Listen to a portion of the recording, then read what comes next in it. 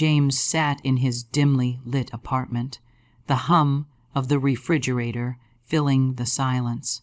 His rent was due in 5 days, his credit card bill was stacked with late fees, and he had $23 in his checking account. He rubbed his temples, exhausted, his eyes blurring from scrolling endless job postings that all paid little more than the soul, crushing 9 to 5 he already endured. His chest tightened with the familiar weight of despair. He felt stuck, invisible, powerless against the machinery of bills and responsibilities that ground him down each day. It was past midnight when he gave up on searching for solutions. Out of habit, he opened YouTube, typing random words into the search bar. Money help overnight. The algorithm served him a mix of scams, motivational speakers, and one peculiar video with a thumbnail of an old-fashioned book cover and the words, Florence Scovel Shinn's Forgotten Command. Something about it caught him. Maybe the strange energy of the title, maybe desperation itself, and he clicked. The video was grainy, the voice of the narrator calm, almost hypnotic. They spoke of Florence, a mystic and writer from the early 20th century, who believed that words shaped destiny. Your word is your wand, the voice repeated. Say the right words with faith, and reality must bend. James leaned forward, skeptical but unable to pull away. Then came the phrase, the command. I now command the wealth of the universe to flow to me freely, instantly, and in perfect ways. He replayed that moment 3 times, scribbling the sentence into his old notebook where he usually kept grocery lists. The words looked strange in his messy handwriting. He whispered them aloud, testing their sound. They rolled off his tongue like something sacred and foreign. He chuckled nervously, shaking his head. Yeah, right. Like that's going to pay my bills. Still, there was something about it that tugged at him. What if? The question hovered over him like a shadow. He thought of all the self-help books he had skimmed, the motivational videos he dismissed, the prayers he muttered half-heartedly when things got too hard. None of it had changed much, but something about the way the narrator spoke, calm, unwavering, certain, made him feel as if this wasn't just a suggestion. It was a formula. He closed the laptop and sat in silence. The city outside buzzed faintly through his thin apartment walls. James took a deep breath and repeated the phrase again. I now command the wealth of the universe to flow to me freely, instantly, and in perfect ways. Nothing happened. No thunder, no glowing lights, no sudden knock at the door with someone holding a suitcase of cash. Just silence. He almost laughed at himself, embarrassed, even though no one was watching. But instead of shutting it out, he tried again. And again, the words grew louder, stronger, filling the space of the room. His voice echoed back at him, and with each repetition, a strange calmness began to wash over him. It wasn't about money anymore. It was about control, about feeling like he had power over something, even if it was just words in an empty room. When he finally crawled into bed, he whispered it one last time, almost like a prayer. I now command the wealth of the universe to flow to me freely, instantly, and in perfect ways. His eyes closed, and he felt his body relax in a way it hadn't in months. Sleep came easier than usual. The next morning, James awoke to the familiar anxiety of bills waiting on his counter. For a moment, he rolled his eyes at himself. So much for that magic phrase, he muttered, pouring stale coffee into his chipped mug. But as he sipped, his phone buzzed. It was a message from a number he didn't recognize. He opened it cautiously. Hey James, it's Mark. Not sure if you remember me from high school, but I've been looking for someone reliable to help with a side project. Pays better than most part-time jobs, and you can do it. From home, interested. James stared at the screen, blinking. He hadn't spoken to Mark in nearly a decade. Why now? Why out of the blue? His stomach flipped. Could this be related? He whispered the words again under his breath. almost afraid to say them too loudly. I now command the wealth of the universe to flow to me freely, instantly, and in perfect ways. The phrase gave him goosebumps this time. He texted back, "Tell me more." For the rest of the morning, he couldn't shake the eerie sense that something had shifted. He noticed little things he had overlooked before: a $2 coin glinting on the sidewalk as he walked to the store, the barista at the cafe giving him a free pastry because they had extras, an email offering him a rebate for a subscription he had canceled months ago.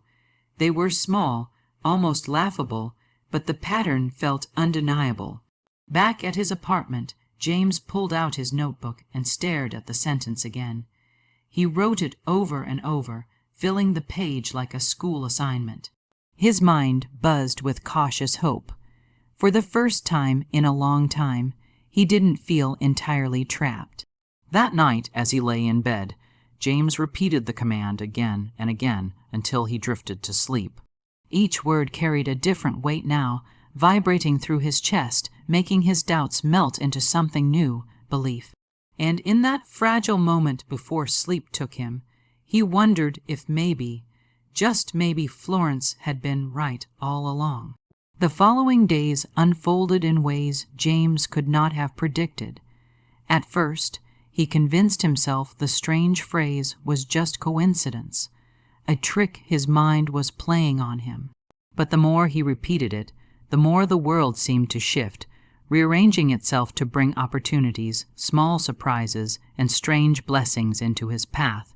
On the second morning after discovering the command, he got an unexpected call from his landlord. His heart sank at first, expecting another reminder about overdue rent. But instead, the landlord spoke with an unusual softness. "James, I know things have been rough for you lately. I just wanted to let you know I've been reviewing accounts, and it seems you've overpaid last year. I owe you 1 month of rent credit. Consider this month covered." James nearly dropped the phone. His hands trembled as he thanked the landlord, barely able to process what had just happened. 1 month's rent, a weight that had been crushing his chest, lifted off instantly. As soon as he hung up, he whispered the phrase again, this time with more conviction. "I now command the wealth of the universe to flow to me freely, instantly, and in perfect ways." His voice shook, but inside, something stirred. Later that afternoon, Mark finally sent details about the project. It turned out to be a freelance gig, helping with marketing and copywriting for an online business. James wasn't an expert, but he had dabbled in writing before, and Mark reassured him it was more about creativity than technical skills. The pay was higher than James's day job, and best of all, it was flexible. He could do it in the evenings, right from his apartment. That night, he repeated the command while staring at the notebook, where the words glowed faintly under the lamplight. He wrote it 10 times, almost like a school assignment, letting each letter carve deeper into his mind.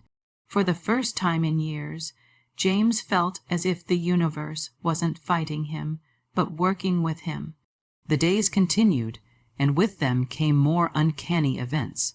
He found a check in the mail for $132, a refund from an overpayment on his old car insurance, one he had completely forgotten about.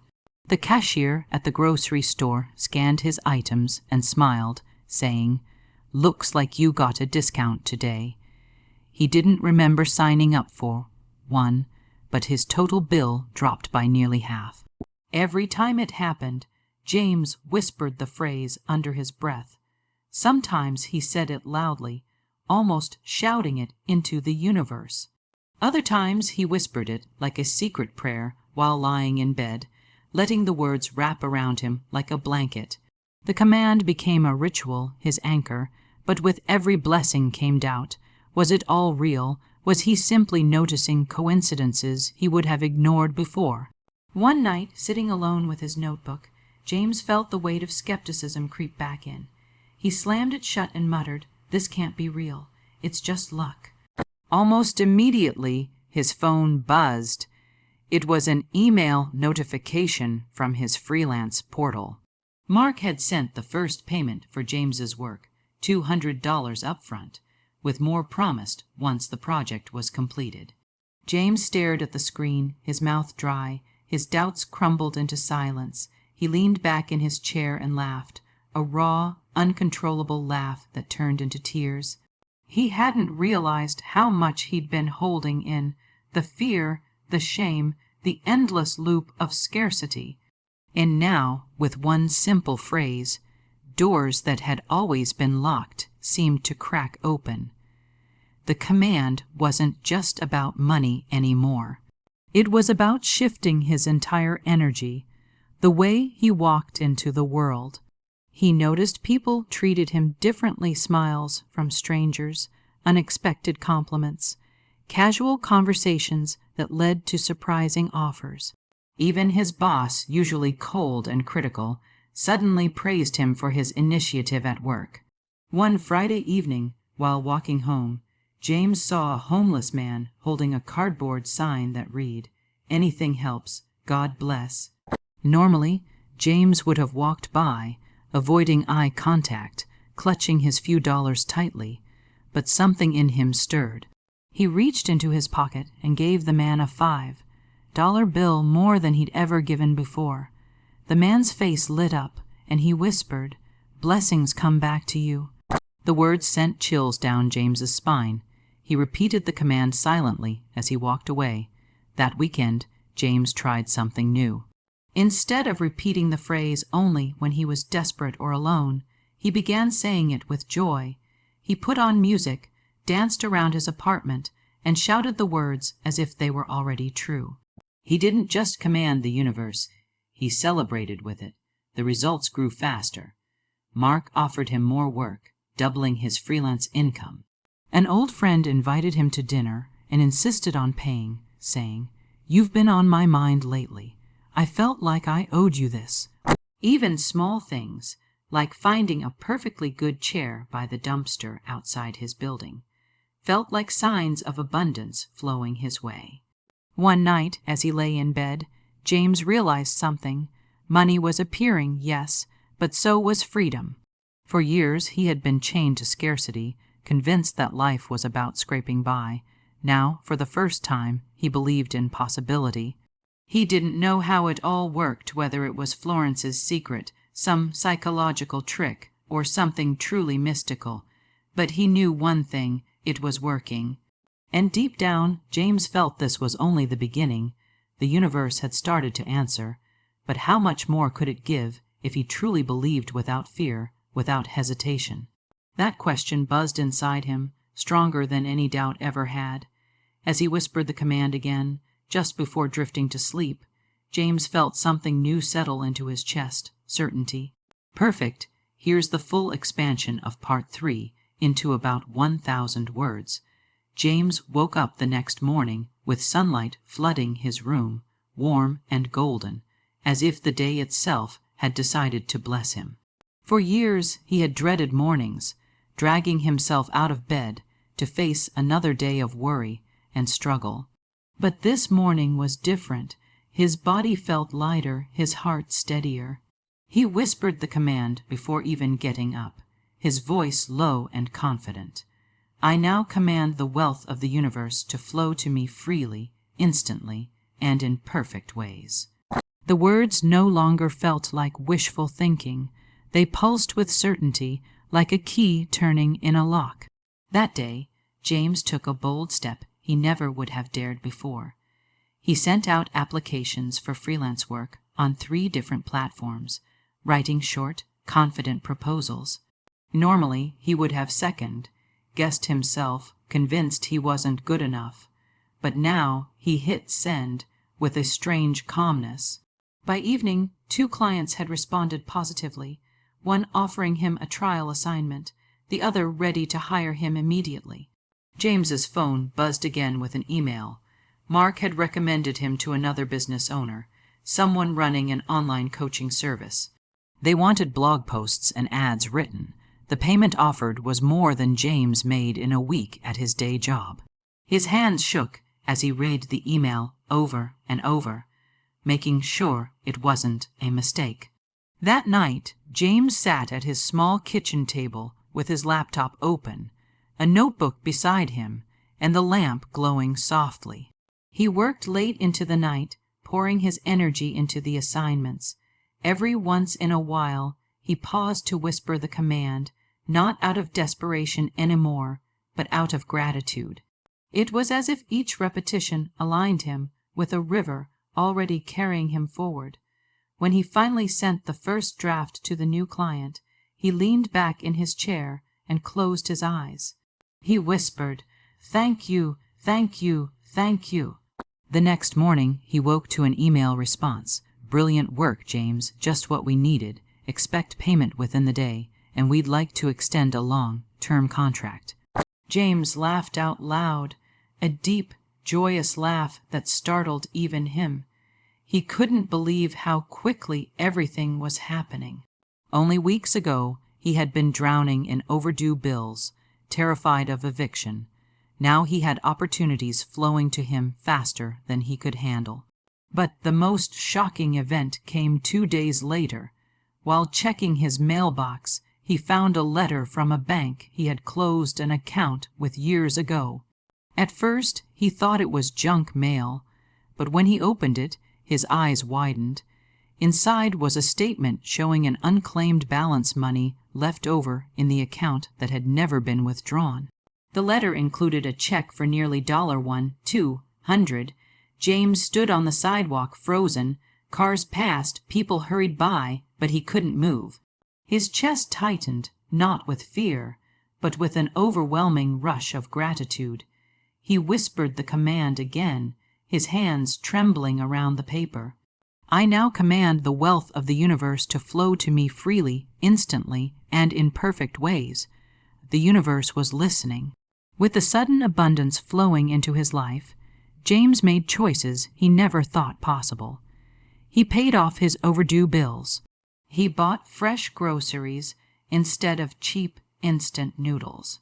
He even replaced the broken chair in his apartment with a comfortable one, smiling as he remembered the old one he had found by the dumpster. But the most profound change wasn't material. It was inside him. For the first time in his life, James felt worthy. Worthy of money, worthy of opportunity, worthy of good things happening to him. He realized he had spent years rejecting wealth, believing deep down that life was meant to be hard, that success was for other people. Now he understood. Wealth wasn't just about money. It was about flow, about energy, about believing he deserved to receive. One evening, James decided to take a walk through the city. He passed by a bookstore and felt a strange pull to go inside. Wandering through the aisles, his eyes landed on an old copy of The Game of Life and How to Play It by Florence Scovel Shinn. He picked it up, flipping through the yellowed pages. His heart pounded as he found the exact phrase he had been repeating. It was there, written plainly, just as if Florence herself had left it waiting for him. He whispered it under his breath in the middle of the store, smiling to himself. It wasn't coincidence. The universe had guided him all along. James bought the book and carried it home as if it were a sacred treasure. That night he read every word, underlining passages that seemed to leap off the page. Your word is your wand. Abundance is your divine right. What you speak, you call into being. Everything Florence wrote aligned with what he was experiencing. It wasn't magic. It was a principle, a law. And he had tapped into it. The more he practiced, the more his life expanded. He built a steady stream of freelance clients, enough to quit his day job. He no longer worried about rent or groceries. Instead, he planned how to grow his income, how to invest, how to live with purpose. He even started helping others, sharing Florence's words with friends who were struggling. One night, sitting at his desk with money flowing in faster than he had ever dreamed, James whispered the command once more. But this time, he didn't ask from a place of lack. He spoke it from a place of power, as a co-creator creator with the universe. I now command the wealth of the universe to flow to me freely, instantly, and in perfect ways. And as the words left his lips, James knew his life had already changed forever. What had begun as a desperate man's last attempt to survive had turned into a discovery that abundance was always waiting. He only needed the courage to speak it into being.